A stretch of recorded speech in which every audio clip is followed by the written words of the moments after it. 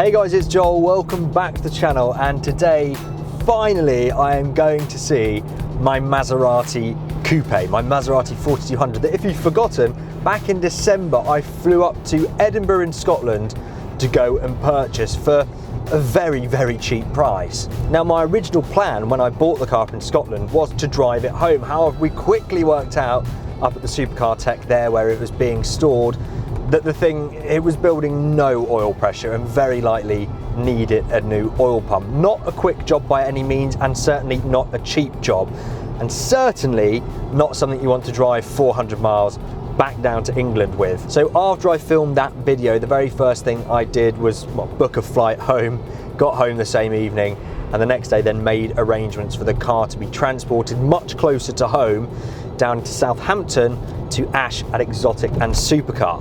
And that, you might have guessed, is where we are going now. So it cost me about £500 all in that day to travel up to Edinburgh, taxis, flights, all the rest of it.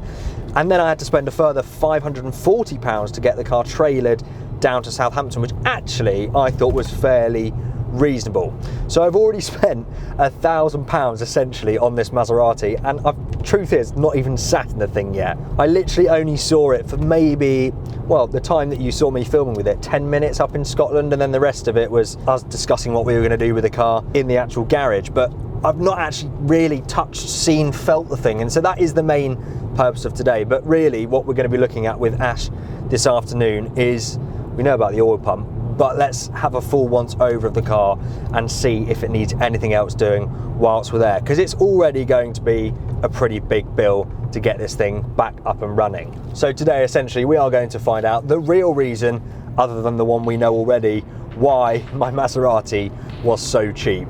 And no better way to get there than in my glorious L322 V8 Range Rover. Listen to this thing.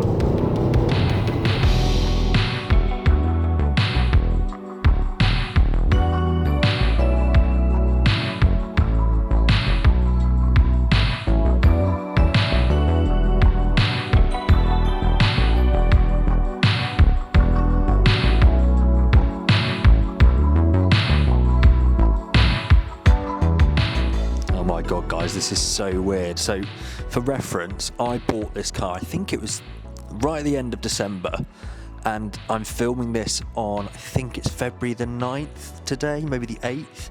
So it's been almost, well, about a month and a half since I bought this car, and I've literally, well, it's been here since, and we've just been trying to get a date together so that we can come and do this. So this is really odd for me, because it's like I've never even really seen it. I was just saying to Ash, actually, he was saying to me, oh, the interior is nice, and I said, I don't know, because I've not even sat in it.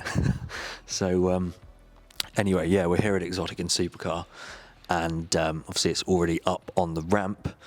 We're going to have a good chat with Ash now to see what we're dealing with, because we know about the engine issue, so the question is going to be if there's anything else, because that's obviously going to need to be factored in terms of, you know, whether it's sort of worth spending all the money on this car. But fingers crossed, it seems like from the 5 minutes I saw it, quite a clean thing. Guy bought it off was really nice. The mileage is pretty low. It's got an interesting service history, although I've not really studied it. So let's chat to the expert anyway and find out what we're dealing with. Just quickly before we do speak to Ash, this is so exciting. He's just dropped it down for me so we can start from the car on the ground. And yeah, engine bay looking resplendent. I remember how clean this was actually. Yes, even the oil cap is very clean. Lovely red covers. Then the interior I'm intrigued to see, because I literally can't really remember what it looks like in here. Oh yeah, it's a dark grey, isn't it? I know we're inside, but yeah, it's a lovely sort of dark grey. Seems in pretty good condition actually. Coupe cambio Corsa on there. The big Maserati flappy paddles behind the wheel, and lovely, lovely blue dials. So nostalgic, that for me, the clock in the middle. I can't remember. Oh no, the Quattroporte did have an infotainment screen, but this looks different. So I'll be intrigued to see what this is like actually, because I, like I say, literally have zero time in this thing. So the car got dropped off to us with a oil pressure fault. We've checked the oil pressure sensor, because obviously everyone knows on these cars they are fairly common. That all was okay. So we've done a mechanical oil pressure test, and the pressure's just not there. There's no oil pressure there, which is obviously worst case, what we didn't want really. I didn't want to see it as much as you didn't want to see it, because it's not the nicest of jobs, but we can obviously certainly get it I done. think it's not a shock for me, because I think after speaking to you today, and also Yep. back in the day with Paul up in Edinburgh, Yeah, lovely guy. Yep. he was very suspicious that it would be this, and I think I went into it knowing that was probably going to. Worst case scenario, that is. Okay, so it is going to be an oil pump. Unfortunately, that's the way we're going to go. Yeah. Okay. Obviously got the car on the ramp. Do you want to have a little look round it? A little look underneath. What is it? 90,000 miles is it, the car? Like the interior looks in really nice condition, and the engine bay looks sort of really looked after. It looks like a really looked after car on top.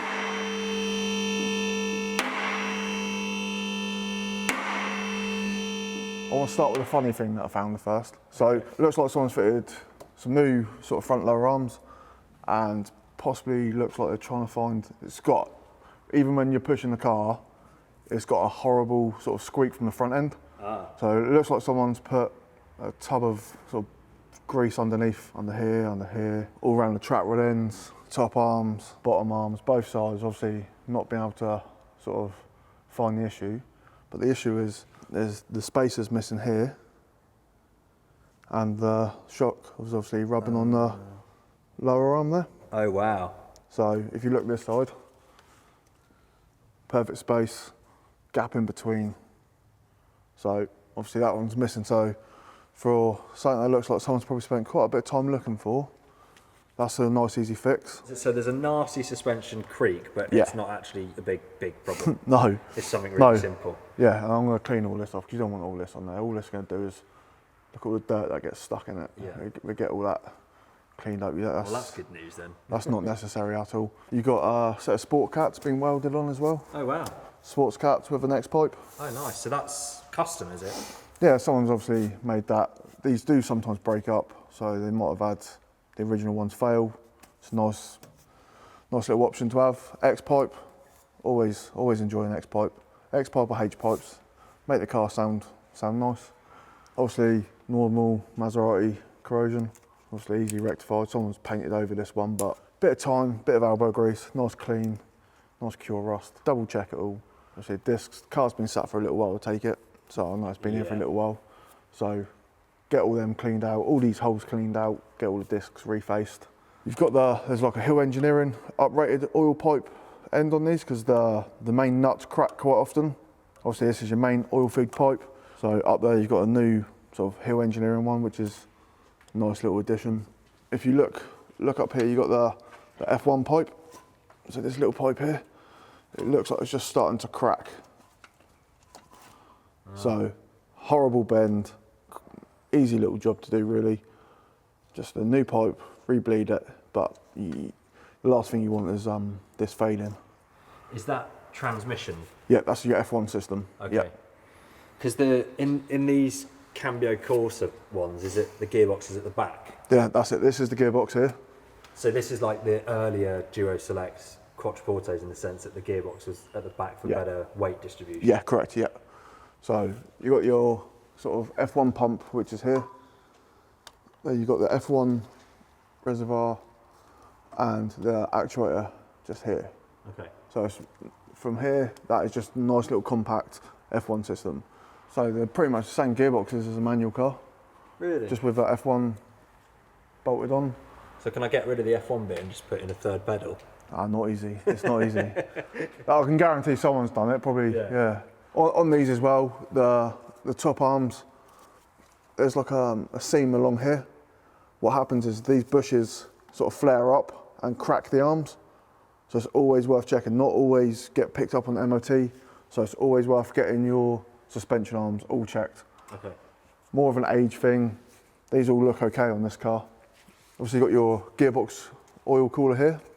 Wow, that's an interesting looking thing. Yeah. Wow. And it's in pretty good condition as well. They normally get absolutely hammered off the road, all the debris off the road. But on the whole, someone's obviously cleaned all that grease up. Someone's spent some time and painted it all, just not took the time to prep it right first. Yeah. It's a bit... This is giving me deja vu a little bit because the quattroporto I bought a few months back, which we brought here, yeah. It was the same story. It's actually all right. It's just all right, the yeah. engine. So, but like I say, someone's spent some money on it, put the new arms on it, and on the whole, yeah, it's a It's sort of what I expect. It's a normal sort of what I expect sort of thing. The only thing that's uncommon really what we're seeing is the oil water pump. They're not common. Oil pressure switches are, but this is up there in the miles. Can we just talk about the oil pump for a little bit longer? Yep. Because is it possible that it's just one of a many issue, the oil pump? Like, is it going to be a case of we fix that and then it runs like it's just come out of the factory, or could there be other issues too? I'm hoping there's no other issues, because obviously I spoke to the guys down in Edinburgh, lovely guys, and they sort of caught it early. If it had been driven, or you did drive it home and you didn't pick the sensible option, which I'm glad obviously you did, then obviously you could be looking at other issues, definitely.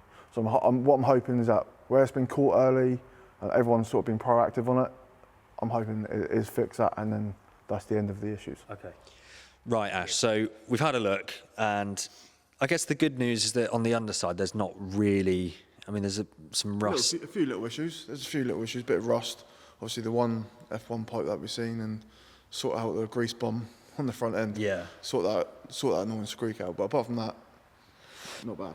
But obviously the main thing is this bad boy, the engine, oil pump. Now, obviously I've seen, I spoke to Paul up in Edinburgh. It's not it's not an easy job actually for you guys to do.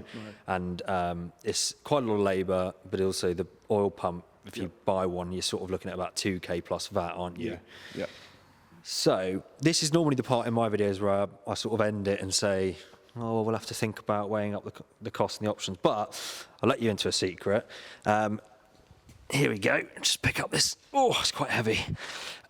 Already got an oil pump, haven't we? Got one. Ash, amazingly, was able to source one. I mean, it's from Italy. It's an eBay part, so we don't know for certain if it's going to be amazing. But I managed to buy this for, I think, 450 quid plus postage plus duty. So I think all in about 750, 800 this owes me, this pump. And we're going to be having it fitted here at Exotic and Supercar, which is absolutely amazing. I'm very, very excited, and thank you, Ash, for finding this part, because they're not easy to come by, are they? No. And that's about, 1,200 quid saving just on this. Yep. So I think that'll make this viable for me. And yeah, as I say, I'm extremely excited to just have a go in the 4200, because I've literally never driven one, let alone this one. So before I go, can I sit in the car? Because I've literally not even sat in it. Can you sit in your own car? Can I turn the ignition on and look at the lights and stuff? Of course you can. Yes, awesome. Of course you can. But there we go. This will be getting done, so that's very exciting indeed. I'm going to put it down now. It's freezing actually. My hand's about to fall off. Oh yeah. We'll do is watch that around. There we go. Sitting in the coupe. Oh, this is weird. It's weird to think that I own this car, because I've literally never sat in it. So you've got the weird little shifter that you get. It's the same actually in the Ferrari 360. Very similar. Buttons, not that sticky. Not as sticky as the Quattro was. And these paddles, I mean, they're good paddles, aren't they? Good feeling, isn't it? Wow. Yeah.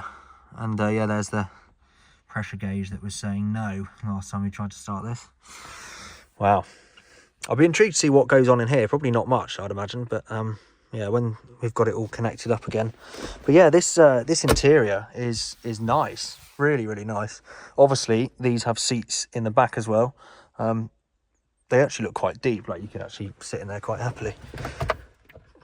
Nice little glove box, and look, that's the fuel cap in there. And what about these seats?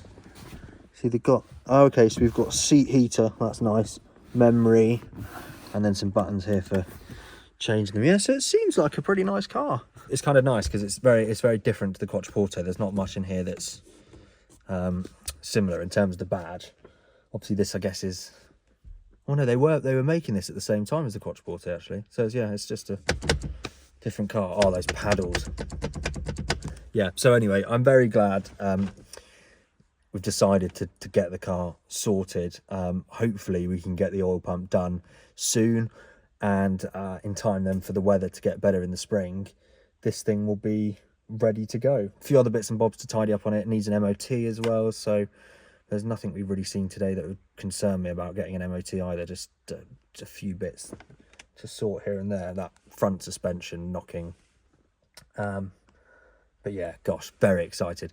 Thank you all for staying patient with this project, and thank you all for watching. Make sure you subscribe if you want to see more Maserati content. It will be coming just as soon as I can get it filmed, and we've got some big plans for this later in the year, so do stay tuned. Big shout out to Ash here at Exotic Supercar as well for having this car for me, letting me dump it here, and for agreeing to do the work on it. I really, really appreciate it. He works on all sorts of stuff. They do an incredible job, so do check them out on the link in the description. Thank you for watching. See you in the next one very, very soon.